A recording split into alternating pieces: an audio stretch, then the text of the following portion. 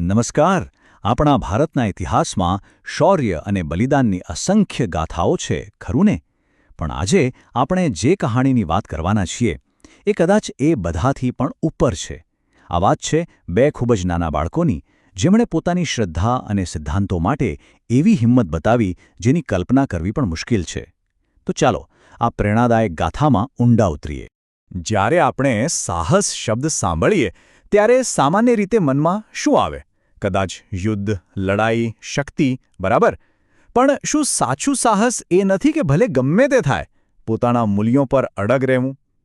આ જ સવાલ આપણને એક એવી અસાધારણ કહાણી તરફ લઈ જાય છે જેણે સાહસની વ્યાખ્યા જ બદલી નાખી. વીર બાલ દિવસ આ માત્ર કેલેન્ડરની એક તારીખ નથી સમ્યા. આ તો એક એવા અદ્વિતીય બલિદાનને યાદ કરવાનો દિવસ છે જેણે સાબિત કરી દીધું કે મહાનતાને ઉંમર સાથે કોઈ લેવા દેવા નથી. તો તારીખ છે 26 ડિસેમ્બર. આ દિવસે આપણે સૌ વીર બાલ દિવસ મનાવીએ છીએ. આ દિવસ છે ગુરુ ગોવિંદસિંહજીના બે સૌથી નાના પુત્રો સાહિબજાદાઓની શહાદતને યાદ કરવાનો. તેમની આ કહાણી એક એવા સમયની છે જ્યારે પોતાની આસ્થા પર ટકી રહેવું એ જ સૌથી મોટી પરીક્ષા હતી. તો ચાલો હવે મળીએ એ બે નાના સિંહ બાળકોને જેમના પર આ આખી કહાણી છે. વિચારો, જે ઉંમરે બાળકો રમકડાથી રમતા હોય છે એ ઉંમરે તેમણે પોતાના વિશ્વાસ માટે એક આખા સામ્રાજ્યને પડકાર ફેંકી દીધો હતો.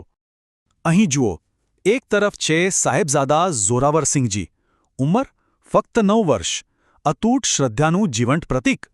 અને બીજી તરફ છે એમનાથી પણ નાના ભાઈ સાહેબજાદા ફતેહસિંહજી, જેમની ઉંમર તો માત્ર 7 વર્ષની હતી. એ હતા સંપૂર્ણ નિર્ભયતાનું સાક્ષાત સ્વરૂપ. કલ્પના તો કરો, આટલી નાની ઉંમરમાં આટલી હિંમત અને સમજ. હવે આ કહાણી આપણને લઈ જાય છે સરહિંદના કિલ્લામાં, એ જગ્યા જ્યાં ઇતિહાસનું એક એવું પાનું લખાયું જે જેટલું દર્દનાક છે એટલું જ ગૌરવશાળી પણ. અહીં જ થવાની હતી એમની શ્રદ્ધાની અસલી અગ્નિ પરીક્ષા. આ જે ઘટનાક્રમ છે એ ખરેખર હૃદય કંપાવી દે તેવો છે. સૌથી પહેલાં એ બે માસૂમ બાળકોને મુગલ સુબેદાર વઝીર ખાને પકડીને સરહિંદના ઠંડા કિલ્લામાં કેદ કરી દીધા. પછી શરૂ થઈ લાલચ અને ધમકીઓની રમત. એમને કહેવાયું કે ધર્મ બદલી નાખો તો રાજપાટ ને ધન દોલત મળશે, અને જો ના પાડી તો મોત નક્કી. પણ એ વીર બાળકો પહાડની જેમ અડગ રહ્યા. એમણે સાફ ઇનકાર કરી દીધો. અને પછી 26 ડિસેમ્બર 1704ના એક કાળા દિવસે માનવતા શરમાએ એવું કૃત્ય થયું. એ બંનેને જીવતા જ દિવાલમાં ચણી દેવાયા.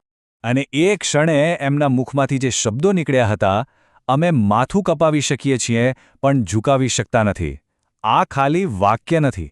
આ તો 9 અને 7 વર્ષના બાળકોના અવાજમાં સિંહ ગર્જના હતી. એક એવી ગર્જના જે આજે સદીઓ પછી પણ આપણા કાનમાં ગુંજી રહી છે. સરહિંદની એ દિવાલોએ એમના શરીરને તો કેદ કરી લીધા, પણ એમના આત્માને નહીં, એમના સાહસને નહીં. સાચું કહીએ તો એમની અમર કહાણીની શરૂઆત તો ત્યાંથી જ થઈ. એક એવો વારસો જે ક્યારેય ભૂંસાય એમ નથી. તો આ આખી વાતમાંથી આપણને શું શીખવા મળે છે? 3 મુખ્ય સંદેશ છે. પહેલો, સાચું સાહસ અને મહાનતાને ઉંમરના આંકડા સાથે કોઈ જ સંબંધ નથી. એ તો સંકલ્પની વાત છે. બીજું, જ્યારે પણ ક્યાંય અન્યાય થતો દેખાય તો એની સામે અવાજ ઉઠાવવો જ જોઈએ. અને ત્રીજું, આ કહાણી આપણને યાદ અપાવે છે કે આપણો ઇતિહાસ કેટલો ગૌરવશાળી છે. અને આ જ અમર ગાથાને દરેક પેઢી સુધી પહોંચાડવા માટે વર્ષ 2022માં એક ખૂબ જ મહત્વનો નિર્ણય લેવાયો. આપણા પ્રધાનમંત્રી શ્રી નરેન્દ્ર મોદી દ્વારા 26 ડિસેમ્બરને સત્તાવાર રીતે વીર બાલ દિવસ તરીકે જાહેર કરવામાં આવ્યો, જેથી તેમનું આ બલિદાન ક્યારે ભૂલાય નહીં. અને આ એક વાક્ય આખી કહાણીનો સાર કહી દે છે. સાહેબજાદાઓનું બલિદાન સમયના બંધનથી ઘણું પર છે. એ તો એક દીવાદાંડી જેવું છે જે આવનારી પેઢીઓને હંમેશા સાચા અને હિંમતના માર્ગ પર ચાલવાની પ્રેરણા આપતો જ રહેશે. તો અંતે એક સવાલ સાથે આ વાત પૂરી કરીએ. 300 વર્ષ કરતાં પણ જૂની આ કહાણી આજે આપણા માટે શું અર્થ રાખે છે? આ માત્ર ઇતિહાસનું એક પ્રકરણ નથી, પણ એક જીવંત વારસો છે, એક અરીસો છે જે આપણને સૌને પૂછે છે કે આપણે આપણા સિદ્ધાંતો અને મૂલ્યો માટે કેટલા અડગ છીએ.